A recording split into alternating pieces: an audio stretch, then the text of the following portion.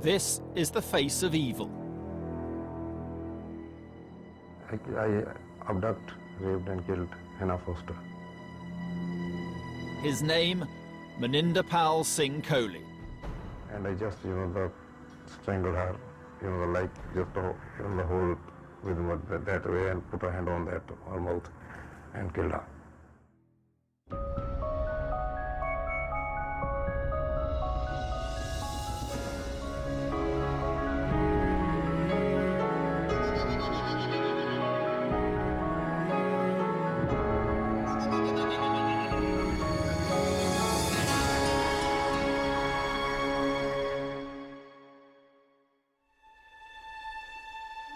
This is the story of a manhunt that took more than 5 years, spanned thousands of miles, and involved finding one person hidden in a nation of over 1 billion. Hilary and Trevor Foster, together with Hampshire police, took this unwanted journey on behalf of their murdered daughter, Hannah. Against all the odds, the final destination was eventually the dock of a British court in Hampshire, which is where Hannah lived with her parents, Hilary, Trevor, and her younger sister, Sarah. She'd want to look after me, but I'd think that, I don't know, in a way she sort of needed looking after as well. For as long as anyone could remember, Hannah had one ambition: to become a doctor. She was a perfect student. She was gifted, she worked really hard, and she was a straight-A student. So she would have gone on to get 3, 4 A levels. She'd have gone on to get a degree in medicine. She'd have gone on to become a brilliant doctor and help lots of people in her life. A lasting memory or memories that I have of Hannah really is her smile, that she was always happy, she was always sort of contented, she would always have, a positive outlook on life. She was very sort of sociable and caring and just out to help everyone, I think. There are a lot of people like that, but she just sort of seemed to somehow bring it together to be amazing.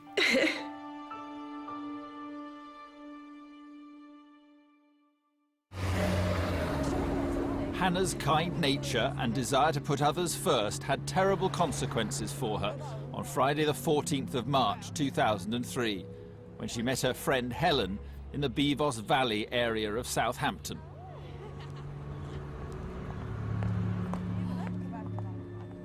Drinking just a couple of 100 yards away was Hannah's eventual killer, Maninder Pal Singh Kohli.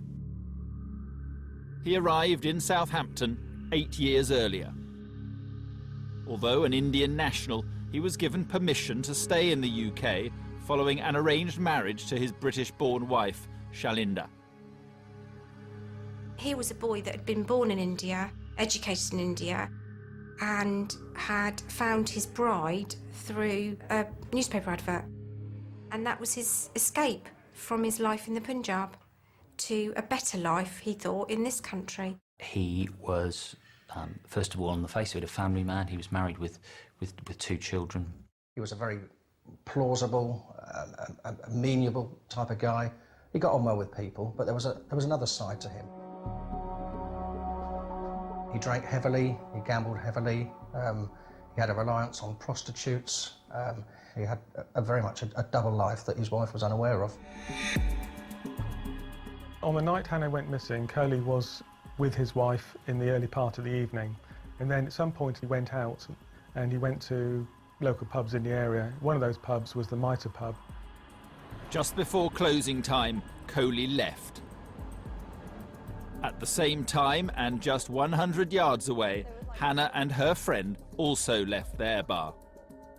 They'd gone to a couple of bars, decided there wasn't much going on, hadn't bumped into their friends that they wanted to, decided to walk together all the way up Portswood High Street, you know, literally just a few hundred yards from Hannah's house. This is CCTV footage of Hannah walking Helen to the bus stop on Portswood Broadway. Hannah stayed with her at the bus stop, and when the bus arrived, Hannah turned to walk towards her home. After Hannah had seen her friends safely onto the bus, Kohli spotted her. In Highfield Lane, Southampton, just turning into the junction with Shaftesbury Avenue, Hannah turns and waves to Helen as the bus drives past, and that's the last time Helen sees Hannah. But unbeknown to Hannah, Kohli was now lying in wait. You know, he's parked that van knowing that, you know, she may well be coming that way.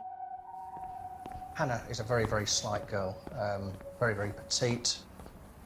She'd have been like a lamb to a slaughter. This was a 16-stone man, a very big, swarthy man with only one thing on his mind. You know, Hannah wouldn't have had a chance against him.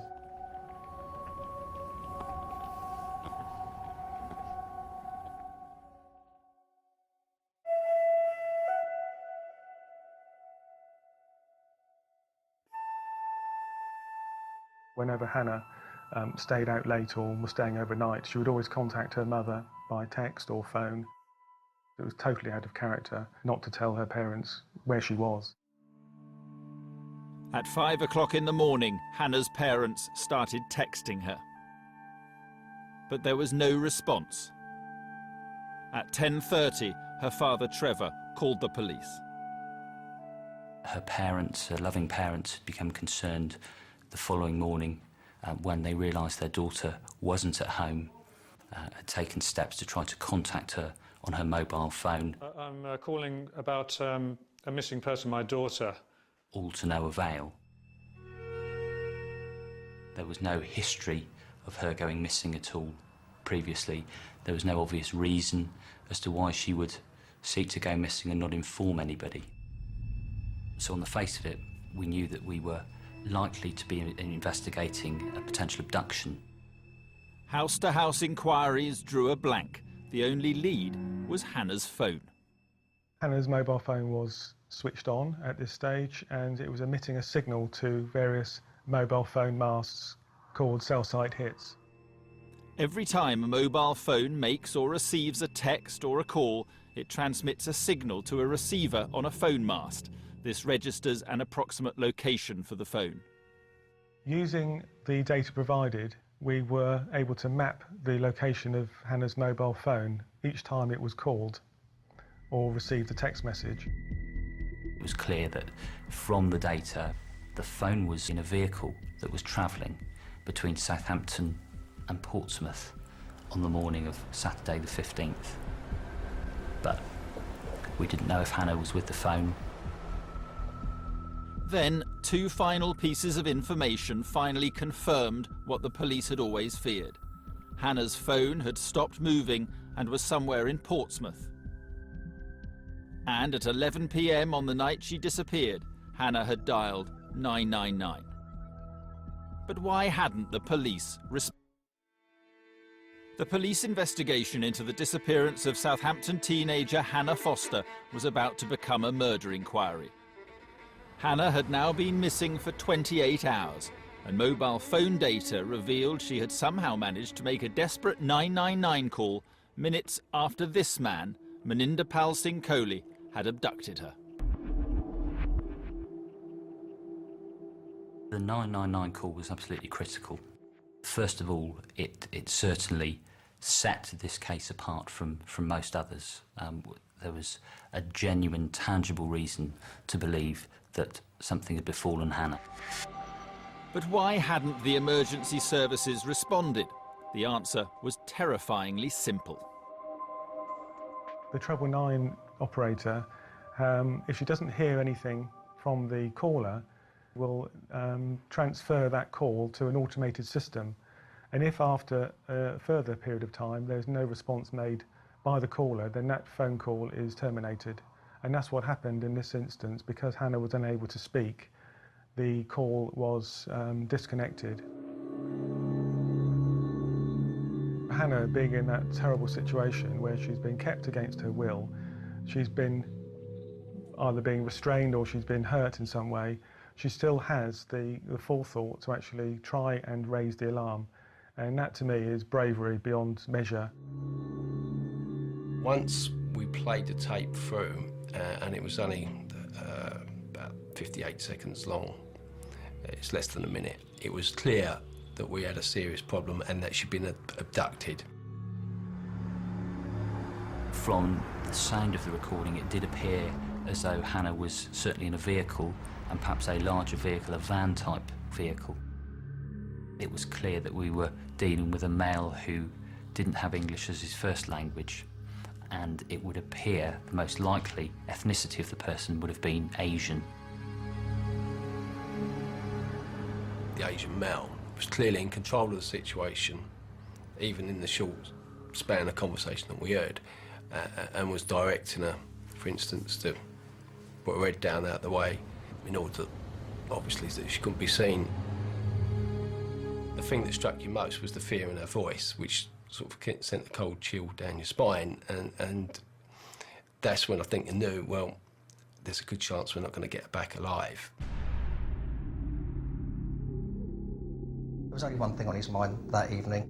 She knew she was in a serious, serious predicament. She knew she was in danger.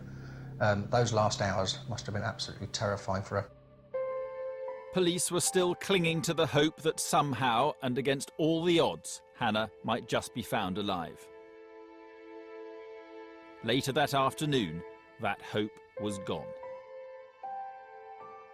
I recall being in the incident room myself when news is starting to filter through that a body had been located on the outskirts of Southampton. And certainly I vividly remember the incident room, a hush falling over it, and radios being turned up to listen to what was being reported back by those officers that were at the scene. And it soon became apparent that it was the body of a young lady who matched the general description of Hannah. Hannah's battered body was discovered in Allington Lane, Southampton, by a passing motorist. She had been raped and murdered. 24 hours later, at a recycling plant in Portsmouth, police recovered Hannah's bag. Her phone was inside and was still switched on. Desperate to find their daughter's killer, Hannah's distraught parents, Trevor and Hilary Foster, made an emotional appeal for information. We as a family are devastated by the loss of Hannah. My wife and I have lost our beautiful daughter, and Hannah's 14-year-old sister Sarah has lost her big sister and friend. Please, please help us. If you have any information that would help the police to solve this evil crime, we need you to come forward to assist their inquiries. They told me that when they saw Hannah in the mortuary, they held her hand and they both made a silent promise that as long as it would take, that they would get justice for her, that they would find the man that did this, and they wouldn't rest until they'd found him and had him behind bars. From a professional point of view, we've got a horrendous crime that's been committed. But as a father myself, you think about the human tragedy that's involved as well. So you can only but imagine what the parents must be going through. And so there is a desperate desire to do what you can, what small part that you can play in order to some small degree, put right what's happened. What is important now is to catch this person or persons who have perpetrated this cruel, brutal... Trevor and Hilary's appeal touched the heart of everyone, and a massive media campaign swung into action. I've been a police officer for 15 years. I've lived in Southampton for 42 years. It's the biggest case that I know of. It was on every billboard. Hannah's photograph and the anybody that can help, the posters that we had printed were everywhere. Every shop window, every bus you got on, the library, absolutely everywhere. Everybody was talking about it. We had lots and lots of calls to our newsroom. We realised at once that this story of what happened to Hannah had really touched a nerve with the nation, People wanted this man caught. They wanted the person responsible.